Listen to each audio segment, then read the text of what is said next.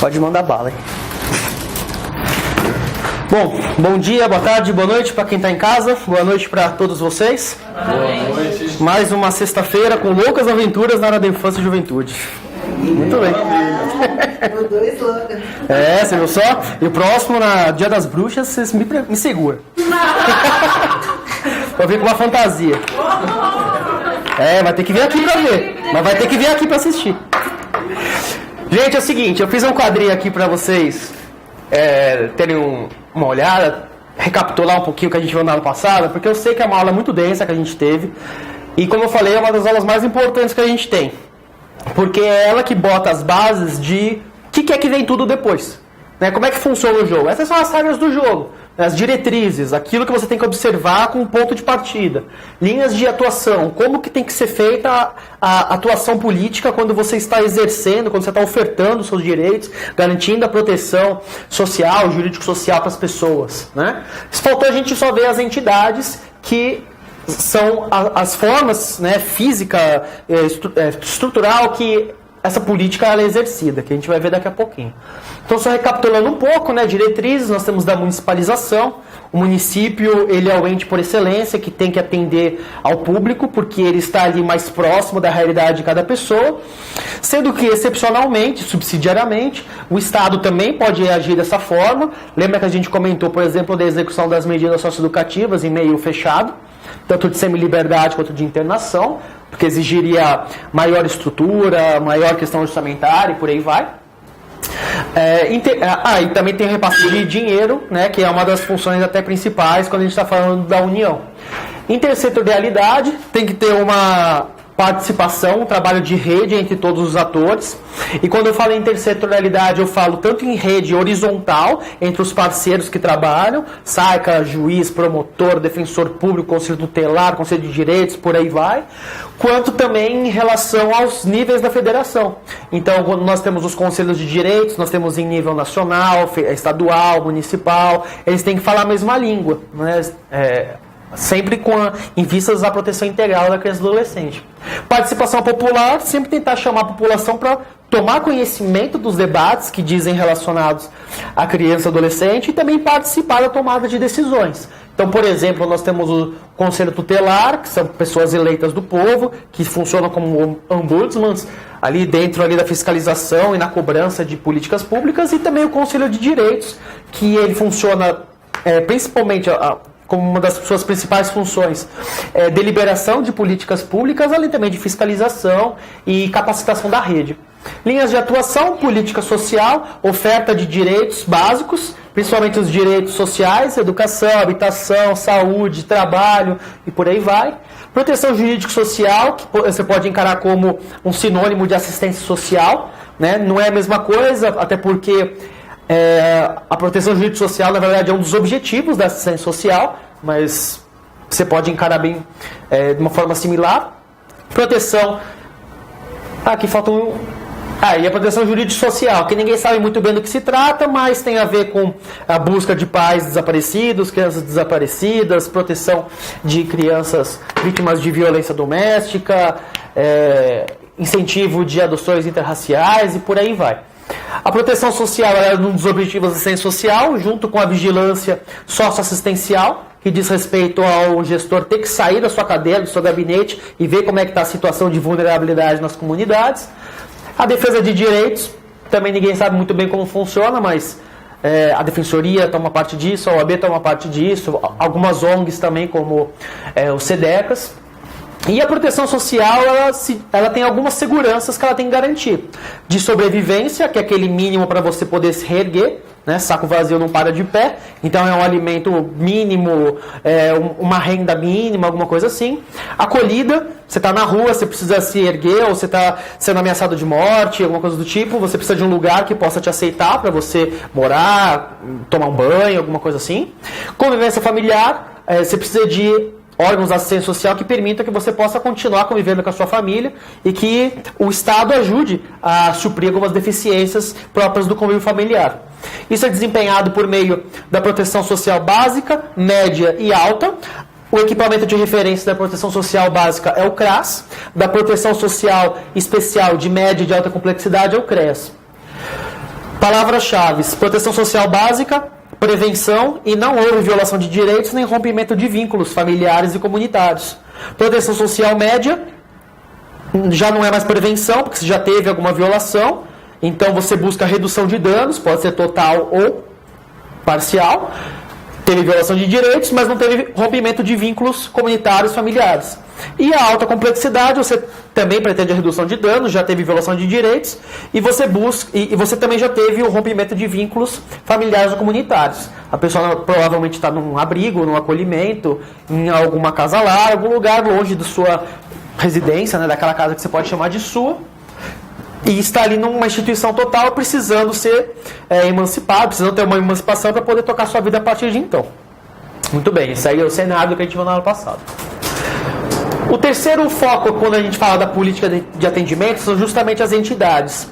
As entidades, elas são pessoas jurídicas, que elas podem ser tanto de direito público, quanto de direito privado.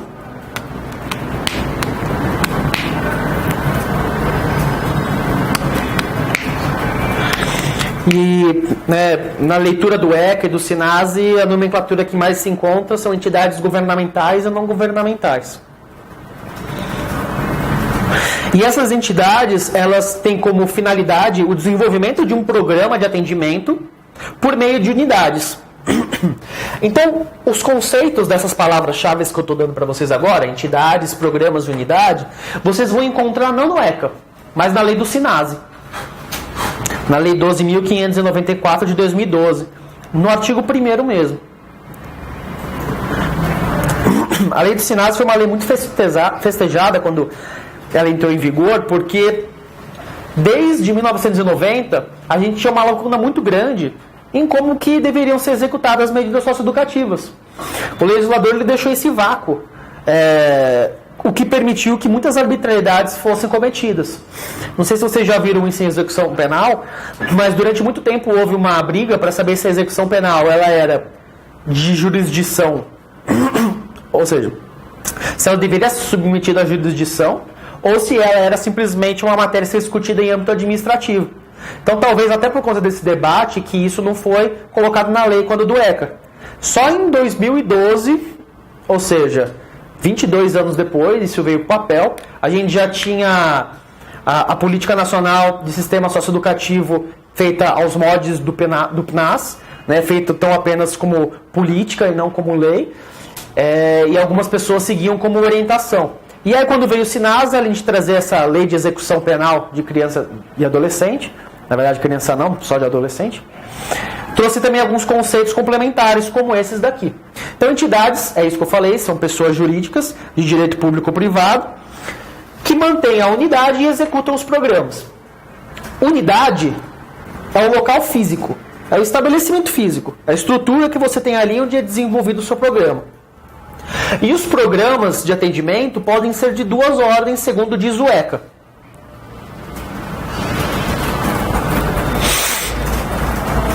Ou de proteção ou socioeducativos.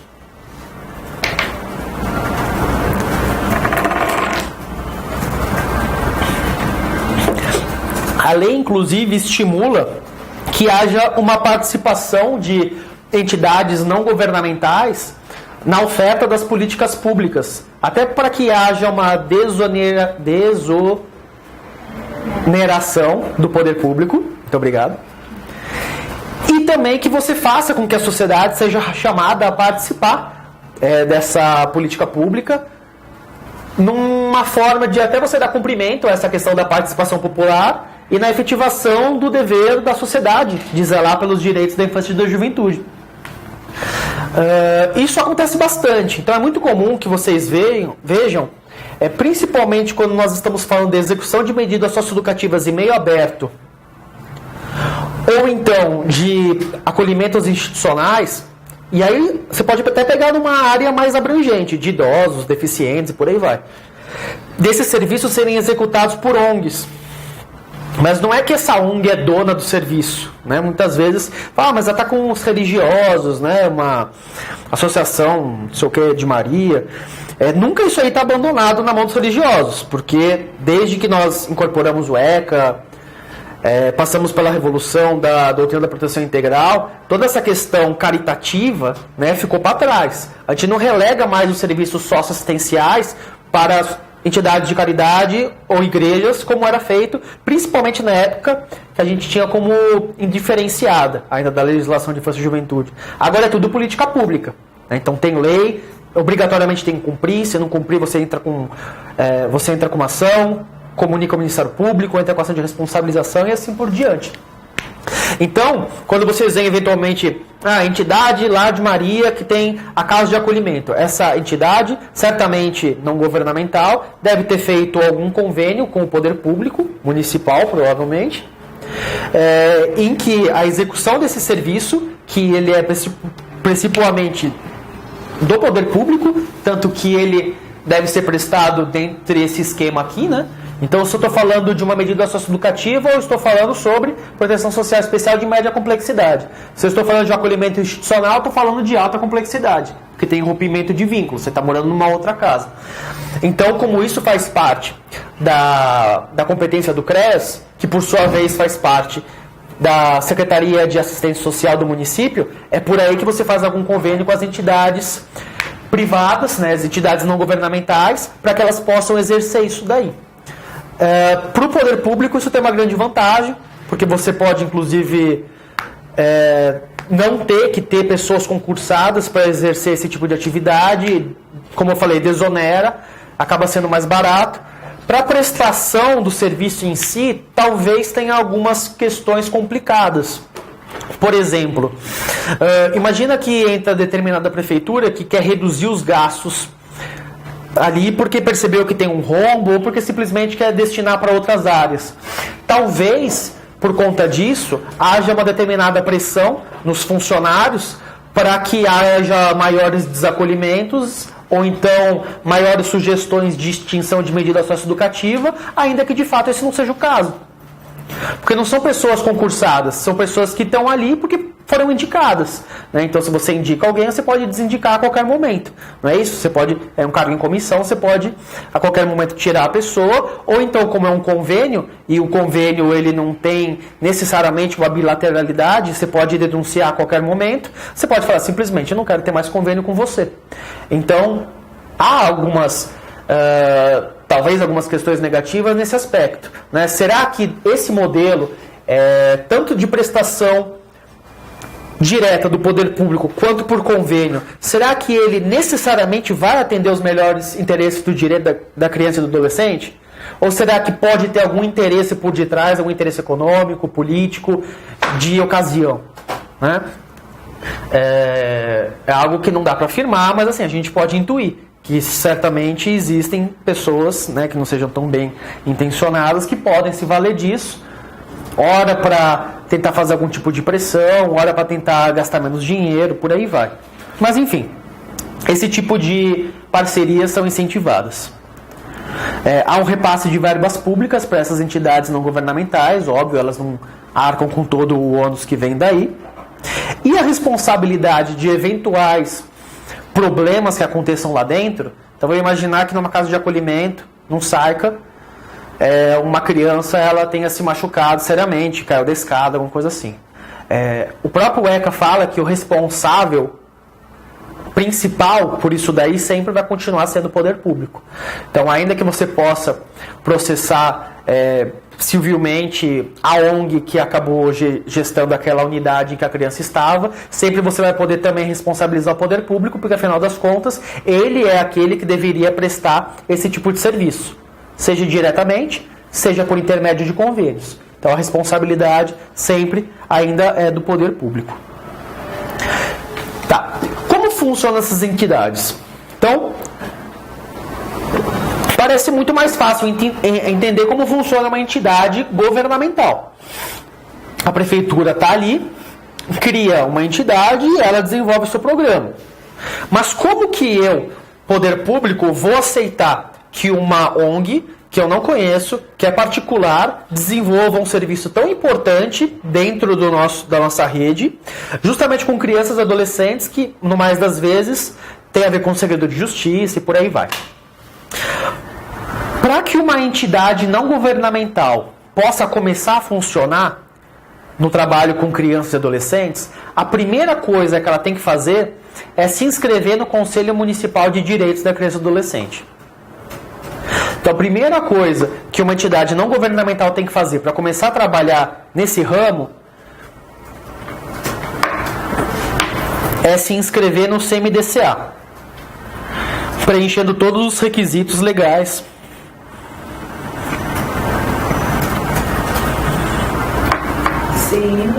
CMDCA. É o Conselho Municipal dos Direitos da Criança e do Adolescente. Até pus ali.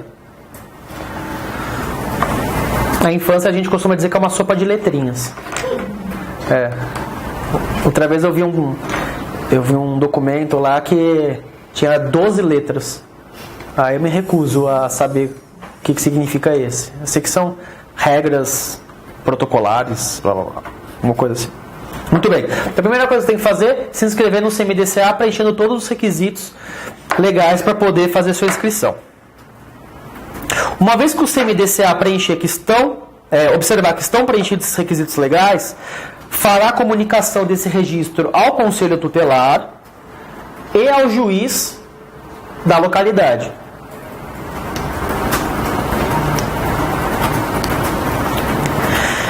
Esse registro ele tem validade máxima de 4 anos.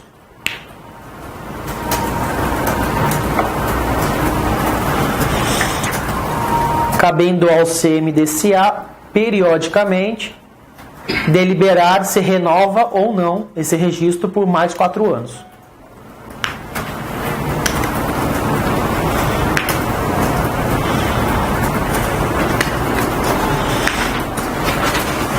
Entenderam? Então as entidades não governamentais são estranhos, né? Eu sou o Estado, né? Poder público, eu sou o município, estou prestando meu serviço, coisa e tal, chega um terceiro, um particular e fala, quero participar disso. Fala, mas não conheço você, não sei se você tem zelo, se você preenche os requisitos. Bom, então me dá a sua oferta, me dá a sua proposta. Eu analiso, vejo se preenche os requisitos, não, tudo bem, está de acordo. Estando de acordo, faço a inscrição, comunico ao Conselho Tutelar, comunico ao Judiciário. E se for uma entidade governamental, não precisa fazer essa inscrição. Sou eu mesmo. Eu sou poder público. Eu sei qual é a idoneidade do meu próprio serviço. Então você não precisa fazer a inscrição das suas próprias entidades. Muito bem. Diferente em relação aos programas. Então eu falei que tem 2 tipos de programas de atendimento: de proteção e socioeducativo. Qualquer uma das entidades, seja governamentais ou não governamentais, precisam fazer a inscrição dos seus programas no CMDCA também. Mas assim, vejam que nós estamos falando do CMDCA enquanto fiscalizador das entidades que estão querendo trabalhar. Então, cada conselho tem que fazer esse papel concernente à área de atuação. Eu estou falando muito do CMDCA porque ele que é o que executa mais de perto, na maioria das vezes, por conta da nossa diretriz da municipalização. Mas nem sempre é assim. Por exemplo, na execução das medidas socioeducativas em meio fechado, como isso é algo da competência estadual, quem é responsável por isso é a Secretaria de Assistência Social do Estado. Então, o órgão onde tem que ser inscrito o programa e, eventualmente, até o registro das entidades não governamentais, aí não é mais o CMDCA, é o CONDECA, que é o respectivo Conselho de Direitos em nível estadual, né? Então, se for medida socioeducativa de semiliberdade ou internação, você tem que fazer tudo ali no CONDECA. Se não, você tem que fazer no CMDCA. É sempre no Conselho de Direitos respectivo. Mesma coisa também. Você faz esse registro desse programa, ele vale por 2 anos, e ele também pode ser renovado periodicamente por 2 anos. Também haverá comunicação posterior ao Conselho Tutelar e ao magistrado.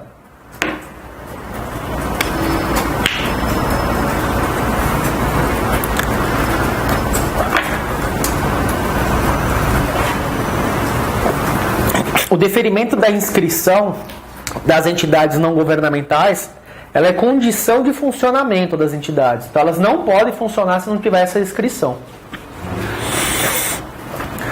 Muito bem, aí vamos imaginar que vocês estão estudando para uma prova objetiva, de múltipla escolha. Como fica mais fácil de vocês lembrarem como é que funciona isso daí? Bom, você sempre tem que lembrar que o Conselho de Direitos é aquele que você tem que fazer a inscrição e que você tem dois tipos. Você tem a inscrição e você tem o programa. Só precisa fazer a inscrição aquele terceiro que você não conhece. Aquele que é você mesmo, você já conhece. Muito bem. Às vezes pode ter uma pegadinha, né? Qualquer 4, qualquer 2 anos, qualquer prazo. Lembre-se sempre que o maior prazo é aquele que vem antes. Né? Seria muito ilógico se a inscrição fosse 2 anos e o programa 4. Porque senão eu posso executar o programa por 4 anos, mas a minha inscrição vale menos do que o meu programa. Né? Então, até logicamente falando, o seu programa, a sua inscrição vale por 4 anos. Por 4 anos você pode ficar funcionando. É o seu serviço que tem que ser reavaliado por menos tempo. Acho que fica um pouco mais fácil para entender.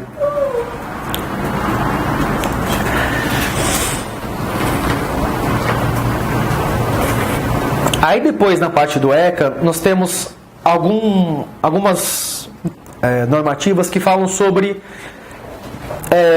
fiscalização, a forma como os diretores das entidades devem ser responsabilizados, as medidas que são possíveis de aplicar.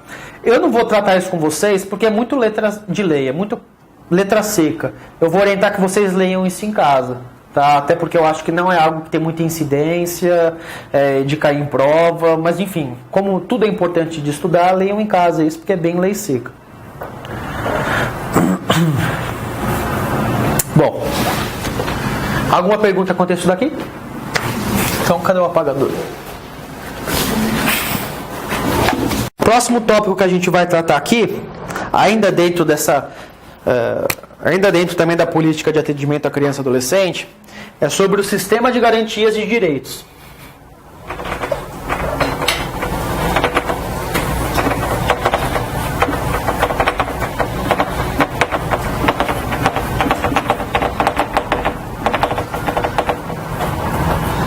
Da criança e adolescente.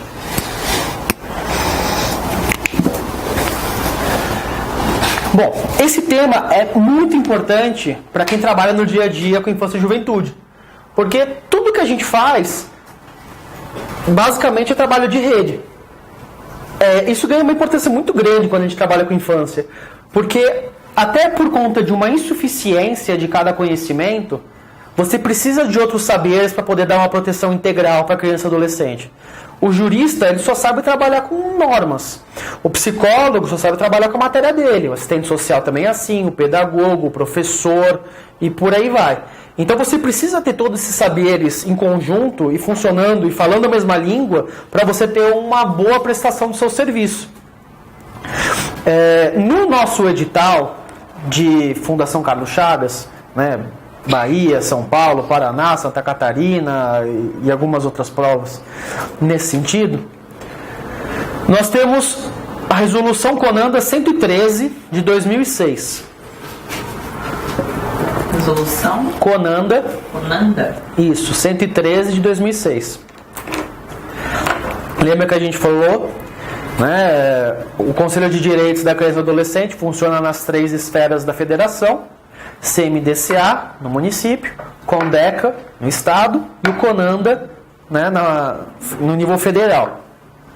E até por ser um conselho em nível federal, compete ao CONANDA a elaboração das normas, das diretrizes gerais. Então, a Resolução CONANDA número 113 de 2006, que foi alterada pela Resolução CONANDA número 117 de 2006, mas se vocês procurarem ali a 113, vocês já acham ela já acha ela direitinho. É que no edital fala assim, então é bom colocar do jeito que está. Ela traz uns parâmetros de como que deve se dar justamente o sistema de garantias de direitos da criança e adolescente. Ela inaugurou o sistema de garantias? Ela inaugurou esse trabalho em rede? Não. Esse trabalho em rede, ele normativamente, ele surge desde o ECA.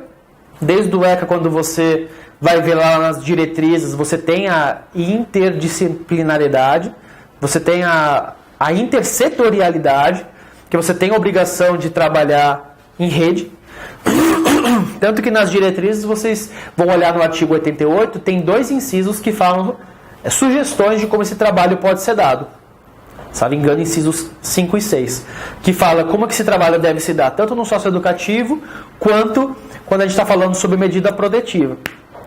Então, que segurança pública tem que trabalhar junto com defensoria, assistência social, juiz e promotor, quando a gente está falando do socioeducativo.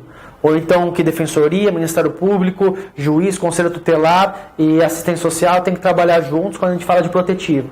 Essa é uma forma de trabalho em conjunto. Então, desde o ECA, a gente já tem algumas previsões de como o sistema de garantias deve se dar. Mas essa resolução, ela coloca em diversas normativas quem são, né, cada um dos membros desse sistema de direitos. Ele torna alguns conceitos em palavras comuns. E isso serve basicamente para facilitar o diálogo entre os atores. Então, o jurista que só fala juridiquês, o psicólogo que só fala psicoloquês, sei lá, né? Ou seja lá o que for, todos têm diante de si uma norma, onde alguns conceitos bases estão sendo colocados para todos. Então, até esse linguajar ele acaba se perdendo, né? Você acaba tendo até uma linguagem que seja mais própria. Tem um artigo, salvo engano, é o 3º dessa resolução, que fala quais são as normas que são empregadas em relação ao direito da criança e do adolescente. E aí eu chamo a atenção que tem uma parte muito interessante desse artigo, que coloca dentre as normas correspondentes à proteção dos direitos da criança e do adolescente, justamente aquelas normas que foram elaboradas no seio da Assembleia Geral da ONU. Então, as diretrizes de Riad, as regras de Beijing, que muitos dizem que não têm força cogente porque não foram aprovadas de forma de tratados. Isso não se trata de um tratado, não foi ratificado, não entrou no nosso sistema e por aí vai. Mas olha que interessante. No momento em que essa resolução, que é um ato normativo, traz que essas normativas internacionais, ainda que não tenham força de tratado, são normativas que devem ser observadas pelos atores da rede, ela passa a ser internalizada no nosso ordenamento jurídico e também devem ser observadas. Isso por quê? Porque resoluções são normas. Aí alguém pode dizer assim, são normas, mas são normas infralegais. Tudo bem. Então o que a gente pode até chegar numa conclusão é que se houver algum embate entre algum dispositivo dessas diretrizes e alguma lei, pode até vencer a lei. Mas em tudo em que não houver essa colidência e em que a nossa lei for silente, e o ECA é super silente em todas as coisas, a gente vai aplicar. Né?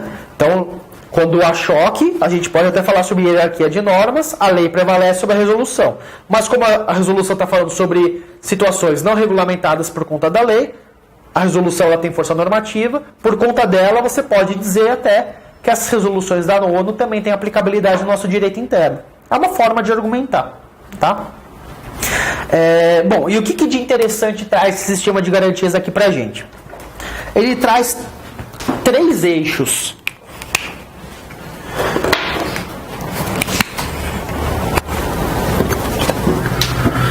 O primeiro é de promoção.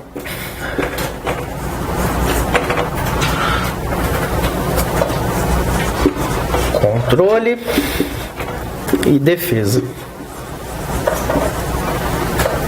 Pois bem.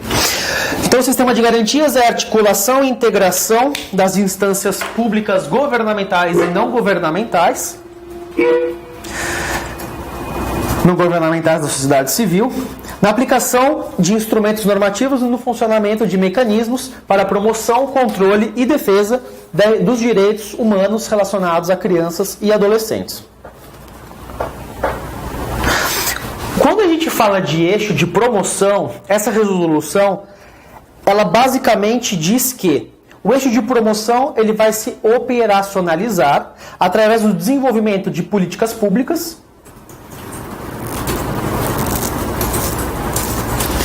ou seja, políticas sociais básicas, né? Até prefiro que vocês colocam assim, políticas sociais básicas, proteção social e execução de medidas socioeducativas, tanto fechadas quanto abertas.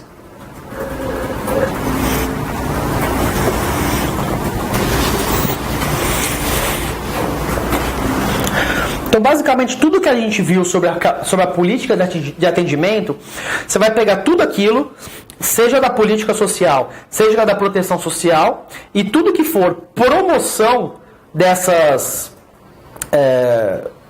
linhas de atuação, você coloca dentro desse eixo.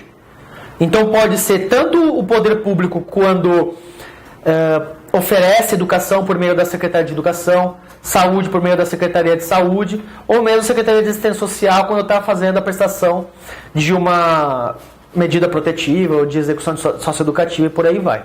É a promoção por meio do poder público ou de alguma ONG desse tipo de atividade. Então, a gente acabou de ver exemplos tanto do poder público diretamente quanto por meio de organizações não governamentais, de exemplos de entidades que fazem essa promoção, né? Então, o poder público por si só, na hora que oferece uma escola, é uma possibilidade. Mas se existe uma escola conveniada, também é uma forma de oferta de escola por meio de uma ONG. Mesma coisa quando a gente está falando de acolhimento institucional e por aí vai.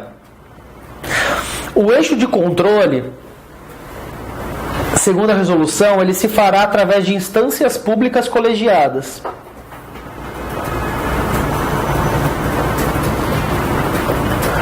Com paridade da participação de órgãos governamentais e não governamentais.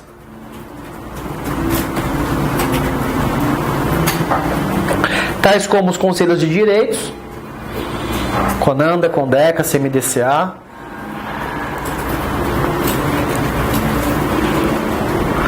os Conselhos Setoriais de Formulação e Controle de Políticas Públicas, os Conselhos Setoriais de Formulação e Controle de Políticas Públicas. Tudo bem que os Conselhos de Direitos da Criança e do Adolescente também são isso, mas quando a resolução está falando sobre isso, ela diz respeito ao Conselho Nacional de Assistência Social, ao Conselho Nacional de Educação e por aí vai. Que também operam nas 3 esferas, né? E os órgãos e os poderes de controle interno e externo, definidos nos artigos 70 a 75 da Constituição.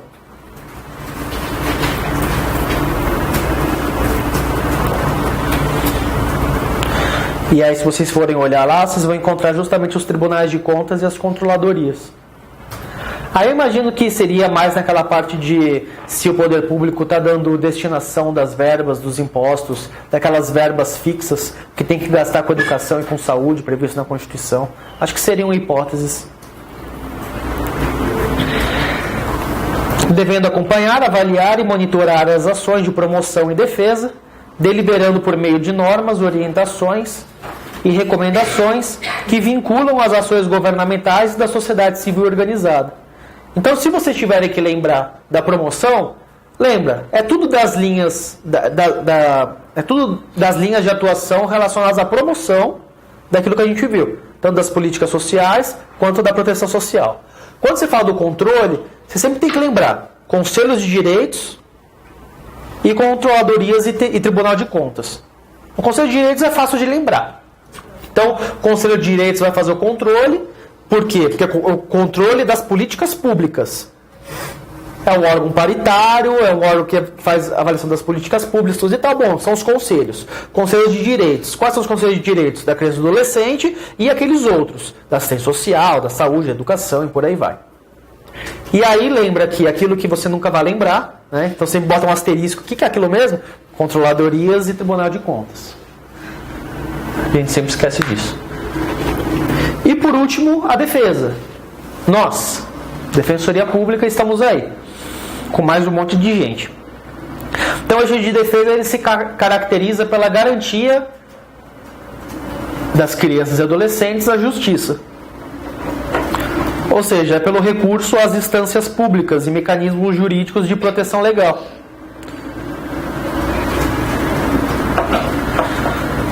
É por aí que uma vez que a criança e o adolescente não tiveram devidamente os seus direitos sociais e assistenciais promovidos, e o controle não deu tanto certo, que a pessoa vai se socorrer para assegurar a impositividade desses direitos.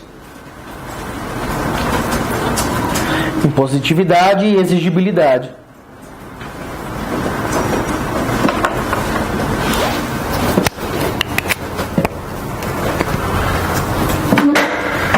E aqui a gente encontra a Defensoria, o MP, o Judiciário. O que mais a gente encontra aí?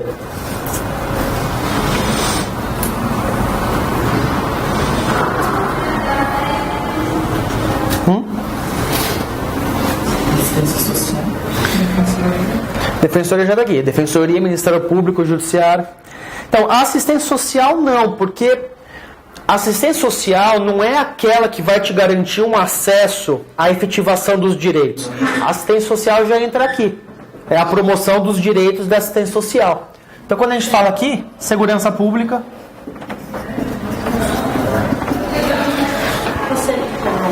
Conselho tutelar. Muito bem. Quando a gente fala de segurança pública, a resolução ela fala especificamente em polícia civil e militar. Ouvidorias.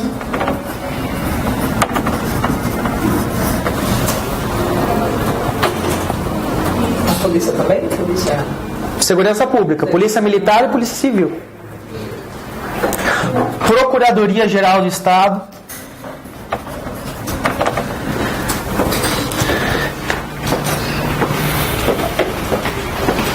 E aí eu acho também que a PGE nesse ponto, né, chama atenção também a questão. Tá gravando aí? Não? O controle das verbas públicas, né, até junto com o TCU, coisa e tal. Advocacia Geral da União. E as entidades que tratam de as entidades sociais de defesa dos direitos humanos X que nós temos por aí. Então aqui dentro dá para colocar OAB, SEDECAS, Instituto Alana, por aí vai.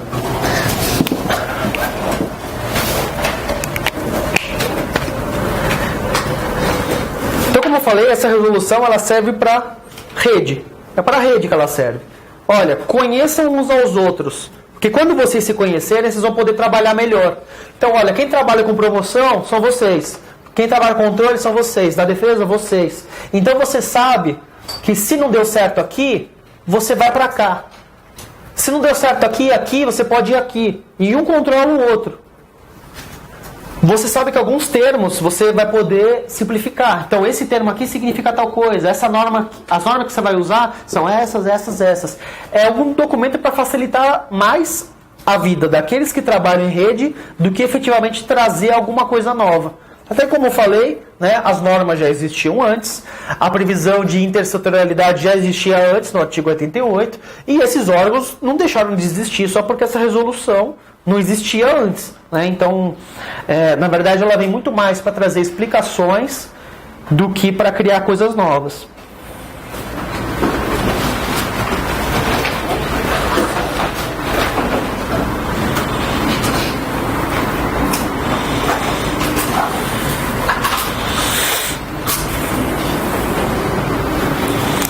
Perguntas? Não? Então, tá bom. O SUS, o CAPS e a lente manicomial. Bom, nós falamos sobre vários atores diferentes que nós temos em relação aí ao nosso sistema de garantias. Nós falamos um pouco sobre a crise do judiciário, falamos um pouquinho aí por cima do SAICAS, do Conselho Tutelar, do Conselho de Direitos. Vamos trazer o povo da saúde agora. A saúde também ela é fundamental quando a gente fala de criança e adolescente. Tanto por conta de questões, né, bobas do dia a dia, quanto até por questões muito vinculadas a traumas, a problemas próprios de grande sofrimento, de vítimas de maus tratos, agressões físicas ou psicológicas provenientes de questões psicológicas, né? Então, é muito importante a gente conhecer esses outros membros que fazem parte, porque o defensor público na atuação do dia a dia precisa saber quem ele deve acionar antes de ficar mandando a pessoa como se fosse bola de ping-pong para todos os órgãos e ela que descubra para onde que vai. Então, existe uma portaria que não está prevista no edital de vocês, mas que vale a pena a gente mencionar, que ela disciplina a rede de atenção psicossocial. E aí não só relacionada à criança e adolescente, mas ela traz um panorama, mais ou menos que nem a resolução do Conan a gente acabou de ver, quais são os órgãos, quais são os locais, como eles funcionam. Essa portaria do Ministério da Saúde, ela tem o número 3088 de 2011. E ela disciplina a rede de atenção psicossocial. A gente tem a nossa sigla RAPS.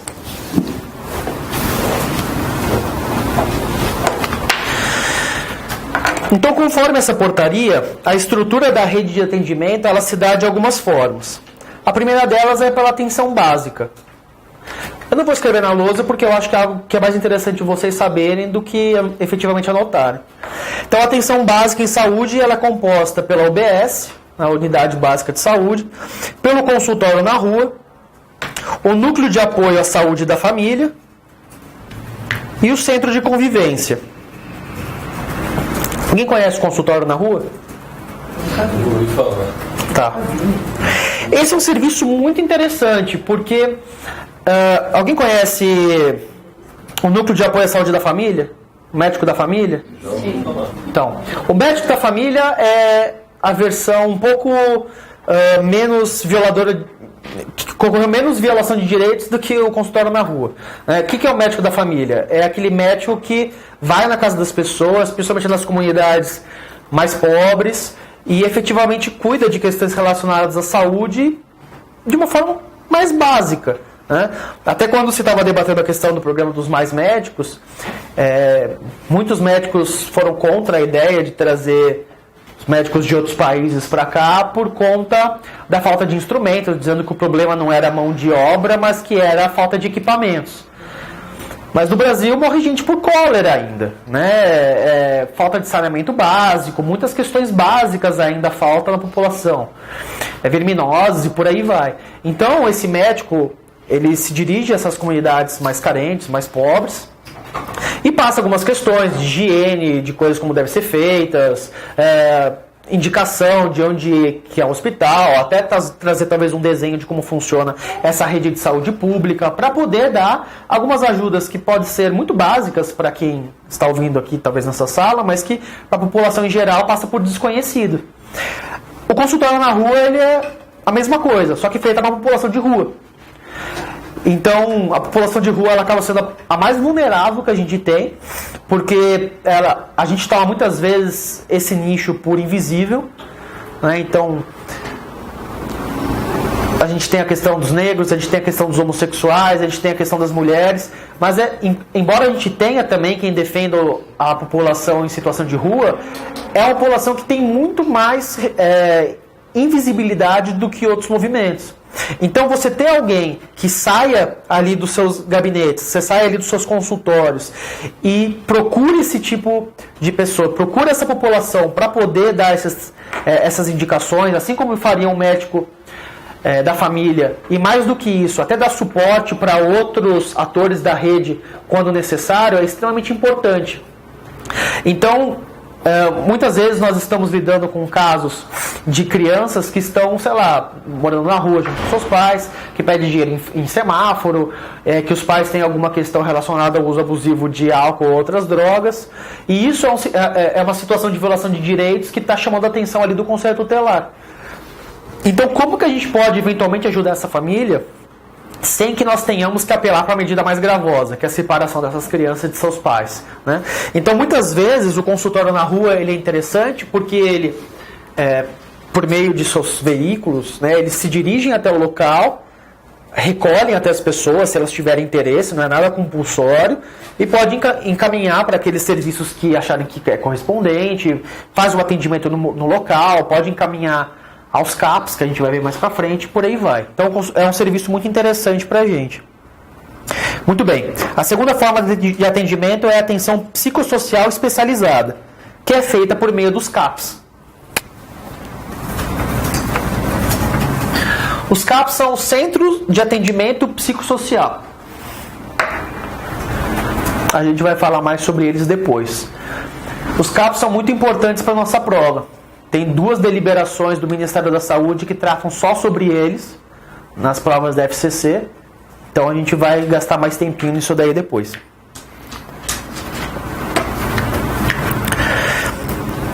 Continuando, nós temos a atenção de urgência e emergência, que basicamente são prestadas por meio do SAMU e da UPA, na unidade de pronto atendimento, e o SAMU, que é a nossa ambulância de plantão, que demora mais do que qualquer coisa. Gente, se você tiver com algum problema, você chama o bombeiro, tá? O bombeiro chega rapidinho. Chama o SAMU. Bom, além disso, nós temos a atenção residencial de caráter transitório, que seria o acolhimento e comunidades terapêuticas. Isso aí a gente vai falar mais depois também.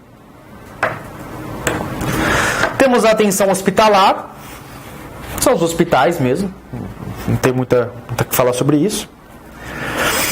Temos as estratégias de desinstitucionalização. E aí, como exemplo, nós temos o serviço de residência terapêutica. Muito interessante ressaltar a diferença de residência terapêutica de comunidades terapêuticas. A gente vai falar sobre isso depois também. Estratégia de desinstitucionalização. E por último, a reabilitação psicossocial, que segundo a RAPS é feita por meio de cooperativas.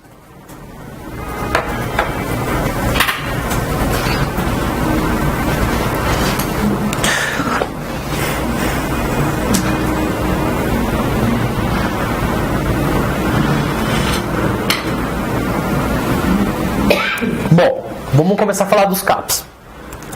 Tem 2 portarias que falam sobre os CAPs que vocês precisam ter aí em mente. É a portaria do Ministério da Saúde, número 1190 de 2009.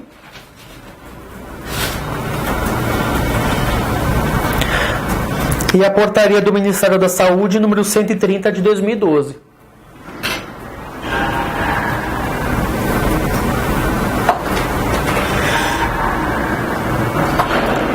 A primeira dessas portarias, ela traz os CAPs de uma forma mais genérica,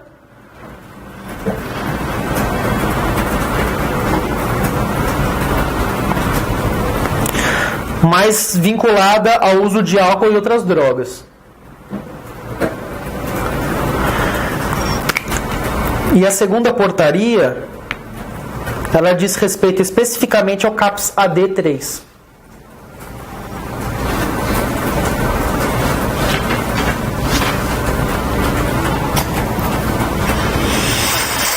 Então vamos começar falando da primeira portaria. Os CAPs se dividem por 2 segmentos. O primeiro que a gente pode chamar de quantitativo e o segundo temático.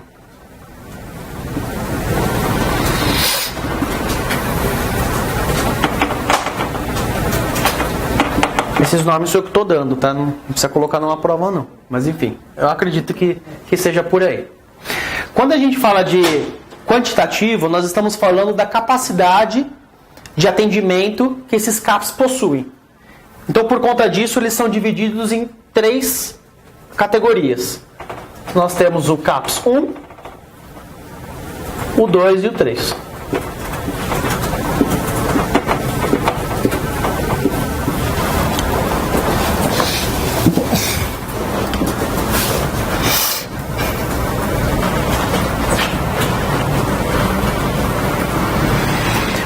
A diferença do CAPS 1, 2 e 3, como eu falei, basicamente é o quanto de pessoas eles comportam. Principalmente entre o 1 e o 2. O 3 tem algumas especificidades melhores que eu vou comentar depois. Aí se vocês forem olhar especificamente, vocês... Aí eu não estou dando com certeza, mas... O CAPS 1 atende até aproximadamente 70 mil pessoas. O CAPS 2 atende até aproximadamente 200 mil pessoas. O CAPS 3 é disso daí para cima. Tá? Então, assim, é bem relacionado mesmo ao número de pessoas. Mas aí direitinho, quantas pessoas são, vocês leem aí em casa. Ninguém vai perguntar para vocês especificamente quantas pessoas que cada CAPS atende. Mas, dependendo de quantas pessoas o CAPS atende, ele vai ter mais funcionários, mais verbas e por aí vai.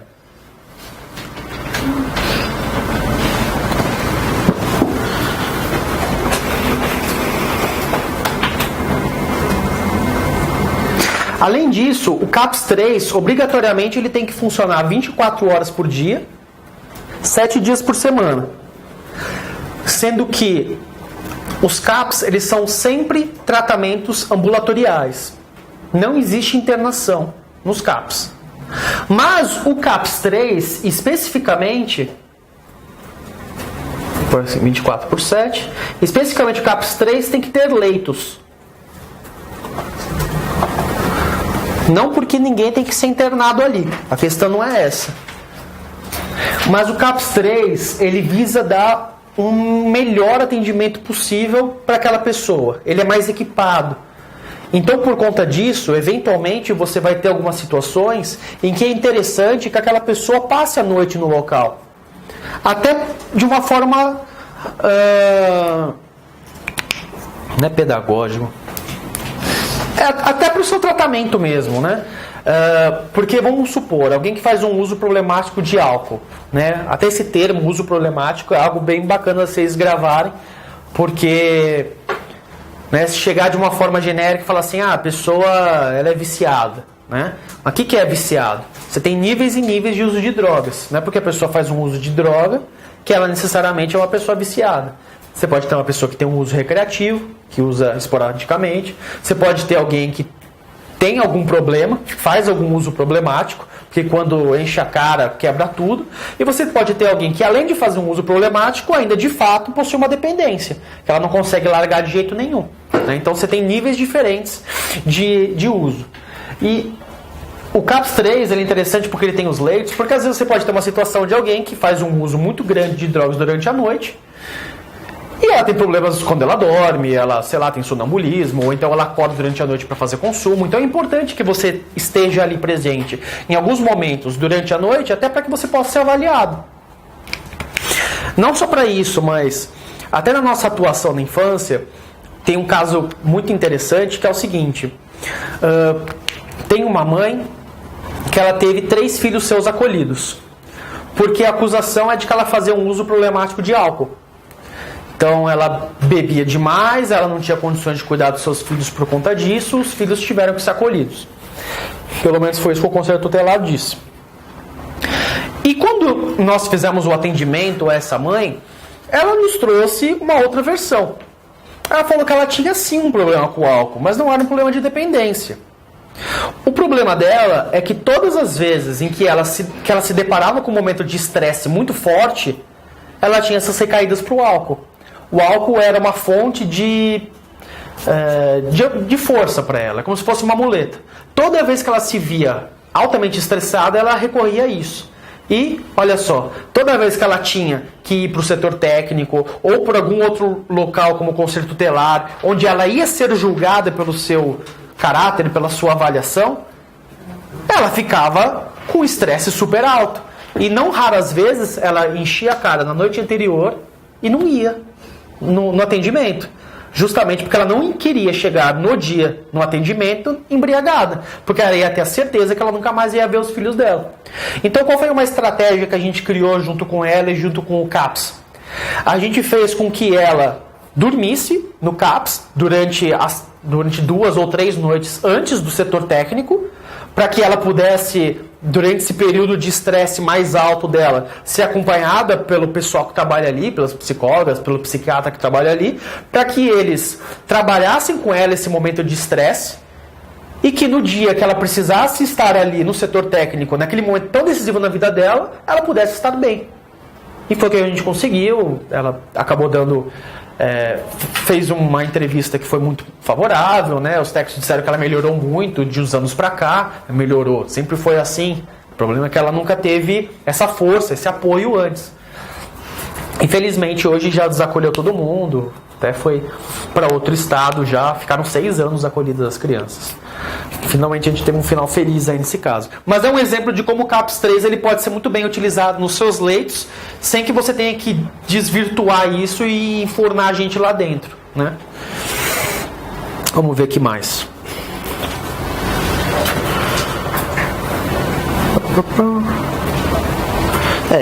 Por enquanto é isso que eu quero falar. Depois, além disso, os CAPs podem ser divididos por temas. Então eles podem não ter tema nenhum, simplesmente ser um CAPS dessa forma. É um centro de atenção psicossocial, né? Qualquer situação, qualquer sofrimento mental, deficiência mental, qualquer coisa que você precisa, você pode socorrer ao CAPS. Ou então ele é o CAPS I, que é o CAPS especializado no público infantil. Ou ainda a gente tem o CAPS AD, que é justamente o CAPS álcool e outras drogas.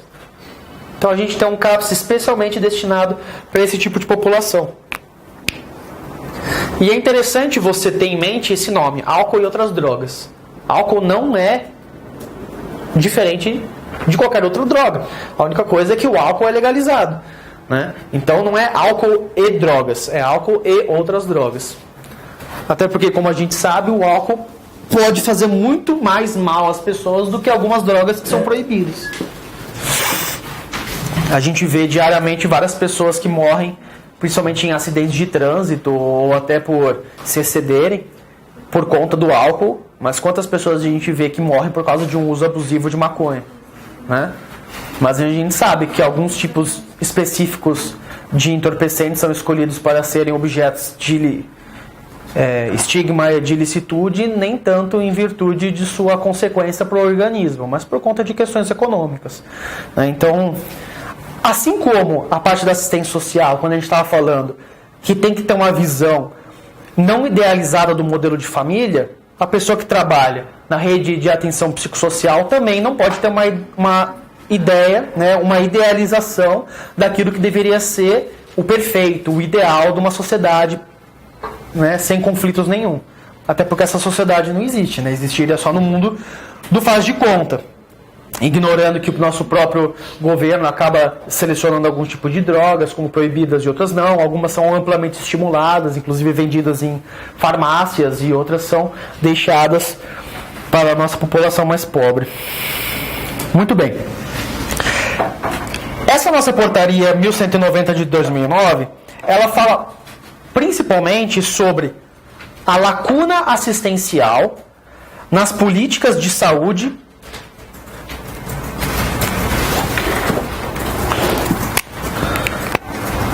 para a questão de prevenção. Vou colocar em vermelho as palavras-chave que vale a pena vocês, né, terem. E tratamento dos transtornos associados ao consumo de álcool e outras drogas. Então veja bem, a primeira coisa que eu estou dizendo aqui para vocês é: a gente está preocupado com os transtornos derivados desse uso problemático de álcool e outras drogas. Eu não quero saber se você usa ou não. Eu quero saber como que eu posso minorar esses transtornos que você tem em decorrência disso. O fato de ser proibido ou permitido é circunstancial. A gente está aqui para cuidar da saúde de vocês. Propondo a construção, sob a coordenação do campo da saúde pública, de respostas intersetoriais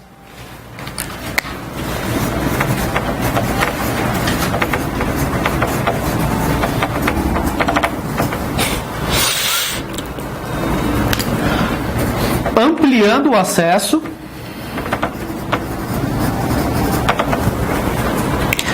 ao tratamento e à prevenção. Em determinado momento, essa portaria ela incentiva que sejam expandidos o número de CAPs Brasil afora. Com a diversificação de ações,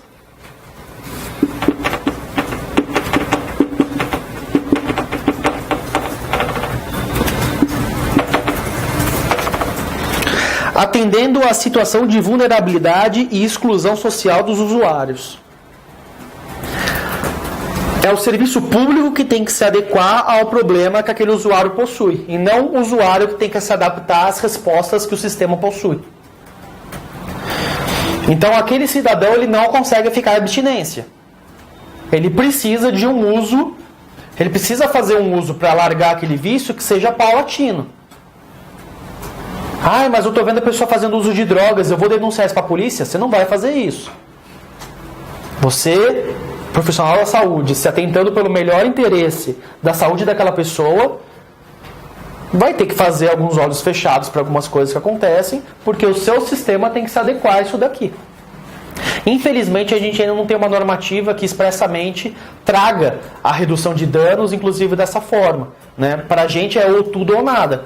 Ou é abstinência, ou você é um marginal, né? Porque aquele que faz uso de drogas comete um crime. Aquele que comete um crime está na marginalidade, logo você é um marginal. Então você não tem um meio termo, né? Portugal está muito mais avançado que a gente. Tem vários meios diferentes de redução de danos, como salas de uso seguro, lugares onde você pode comprar em pequena quantidade. Enfim, você compra isso em farmácias. Bom, diversificação de ação e atenção de vulnerabilidades com os associados dos usuários. O segmento prioritário é o de crianças e adolescentes e jovens em situação de vulnerabilidade e risco. Esse aqui é o... Essa caneta tá uma droga, hein? Tem outra vermelha? Ah, maravilha. Acho que não. Ih. Ah, vou usar a verde, vai. Defensoria. O MP não deu certo, vamos pra defensoria.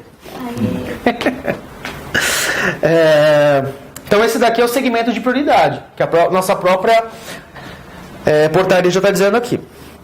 Busca-se ofertar tratamento de qualidade que considere os diversos aspectos envolvidos no seu processo de adoecimento e que se adeque às demandas do usuário, e não o contrário. Então foi isso que eu trouxe para vocês. Conferir respeito e dignidade e enfrentar o estigma. Tanto o estigma que é dado para o usuário, quanto o estigma que o usuário tem em relação ao poder público. Então a pessoa entrou ali no seu CAPS.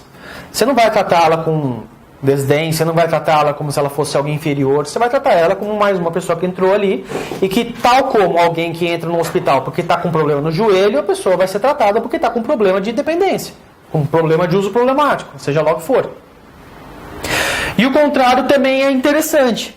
O usuário ele tem estigmas em relação aos serviços públicos. Muitas vezes, e eu falo isso da defensoria também, a população mais vulnerável, e quando eu falo isso, normalmente é a população em situação de rua, ela não acessa os serviços por medo de ser preso. O cara não deve nada, mas tem medo de ser preso.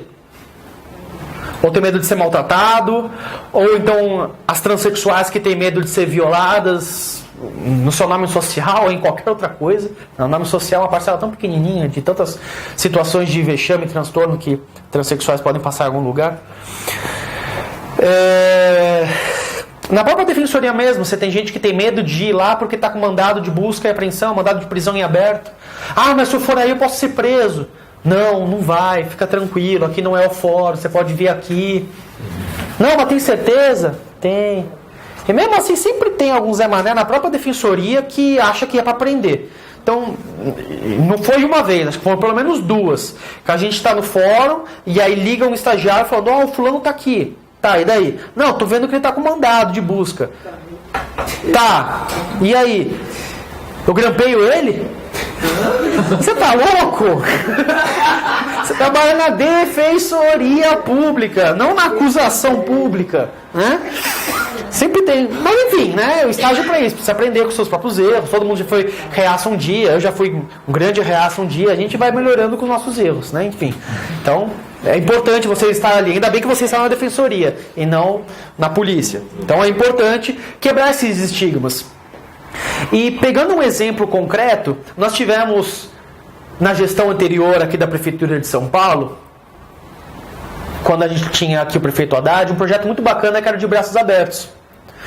Não sei se vocês já viram no YouTube, tem um documentário que foi feito pela Débora Diniz, que agora não me lembro o nome direitinho, mas se vocês jogarem lá no YouTube Débora Diniz, Cracolândia, vocês encontram esse documentário que ela fez. Esse documentário ela fez já na gestão Dória. E olha que interessante foi. O que era esse programa Braços Abertos? foi meio que convidando as pessoas que viviam ali na Cracolândia, ou que passavam por lá, que conviviam naquele local, a participar de uma forma diferente de atenção à saúde. Então não era mais a forma de atenção à saúde que normalmente era vendida pelas gestões anteriores, de enfiar você em vans, levar para internação compulsória e para dar um jeito.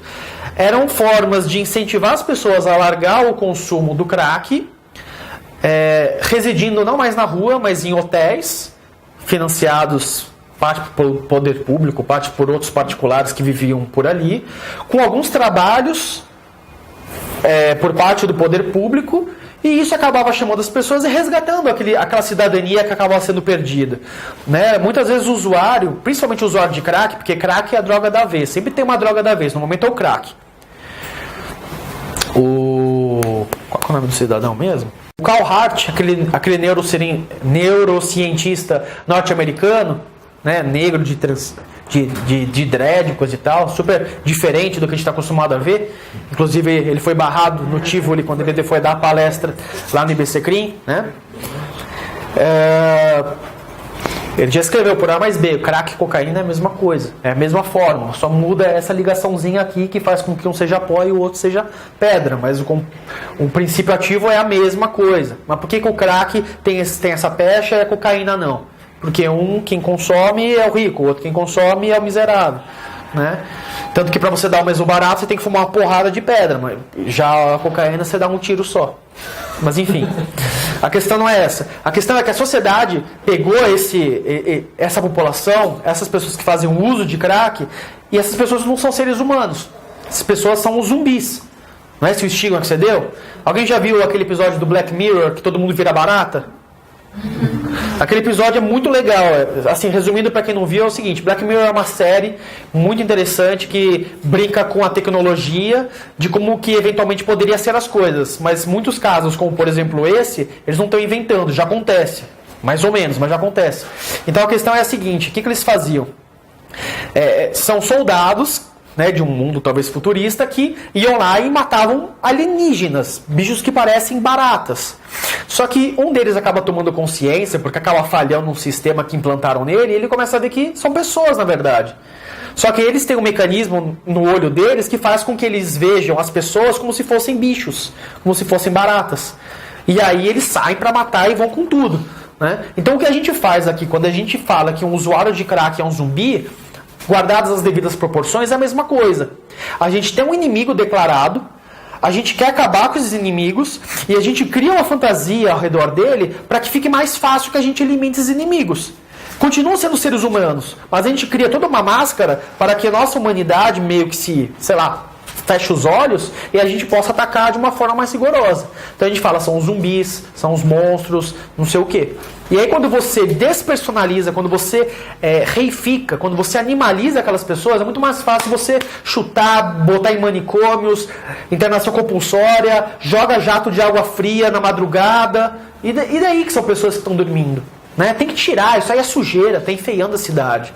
Então olha o nível que a gente chega, né? São pessoas que no limite estão ali por uma situação de sofrimento, um sofrimento por conta do uso problemático de drogas, uma situação de pobreza e miserabilidade, ausência de moradia e tudo mais. E tudo que a gente consegue pensar é como eles estão destruindo a nossa cidade, né?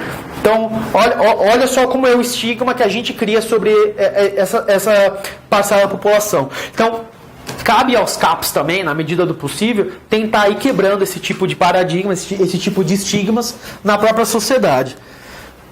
Acho que não tem feito tanto, né? Mas, enfim, somos a voz aí dissoantes. Muito bem.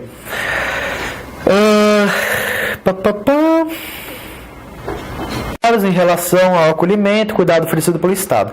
Sim, estava falando, né? Do vídeo da Débora Diniz. Aí ela vai lá e mostra como que esse programa de Braços Abertos foi muito significativo na vida de várias pessoas que acabaram nessa aproximação do poder público menos truculenta, um pouco mais cuidadosa, um pouco mais de resgate de cidadania, aderindo a questões relacionadas à saúde por conta do seu uso de drogas, e muitas pessoas, se não deixando o vício, pelo menos diminuindo e muito, e com isso tendo uma boa qualidade de vida. E aí a gente tem uma outra questão que eu não pus ainda, que é muito importante, que é a redução de danos. Que nem assistência social. Não necessariamente você precisa ficar limpo, né? Nunca mais usar. Mas se você fuma 20 pedras por dia e a gente conseguir reduzir isso para 5, tá ótimo. A gente conseguiu uma grande melhoria na sua qualidade de vida. E é isso que a saúde tem que se prestar. Né?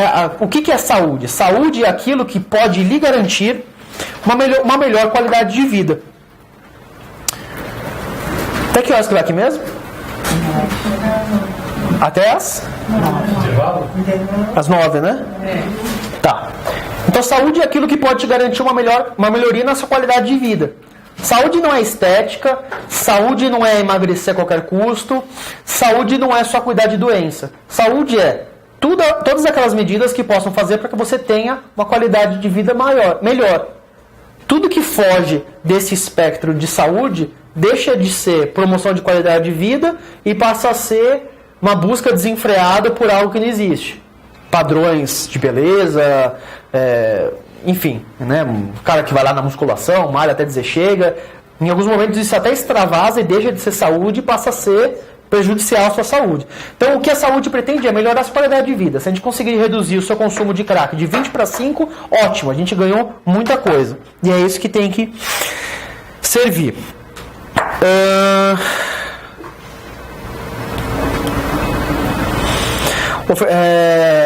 Muito bem. Aí ganhou a confiança das pessoas, muitas pessoas melhoraram a qualidade de vida. E começaram a ter mais confiança no Estado. Bom, olha só, esses caras chegaram, não bateram na gente, não jogaram água na gente, não chamaram a gente de zumbi. São legais esses caras, né? Vamos confiar neles, vamos dar um voto de confiança. E aí começaram a frequentar esses lugares, começaram a comprar as ideias. Lembrei o nome desse documentário, é Hotel Laíde. Até porque o foco é exatamente nesse Hotel Laíde. E aí, o que acontece? Troca a gestão, não há uma continuidade na política pública, não se tem a humildade de perguntar o que foi feito, para poder ver o que foi, né? E vai lá e se adota praticamente a mesma política que tinha sido adotada anteriormente. Teve algumas diferenças, um pouco menos piores, mas se adotou muito a questão de novo de vamos internar compulsoriamente todo mundo, a solução é a internação, E sobre isso a gente vai falar melhor depois. Quando você tem essa quebra e essa mudança de política, vocês percebem que todos aqueles laços de confiança que você criou, de repente, são quebrados e você perde toda a confiança de novo que você tinha, que começou a ser construída pelo poder público? O poder público não chegou impondo, olha, faça isso que esse é o melhor, né? Meio que num menorismo de novo. Foi tentando, ganhando confiança pelas beiradas, vem aqui. Chega com uma nova política, além de ser algo que já foi estudado anteriormente e é prejudicial para as pessoas, você acaba com a confiança no poder público. E para a pessoa, de novo, confiar na oferta do serviço que você está tendo para poder ter uma melhoria na sua própria qualidade de vida é muito mais difícil. Então imagina se na Defensoria Pública a gente tivesse prendido alguém, né? As informações elas correm, nunca mais nenhum preso ia querer aparecer na Defensoria Pública. Compete ainda ao SUS, né, ofertar tratamentos de eficácia comprovada,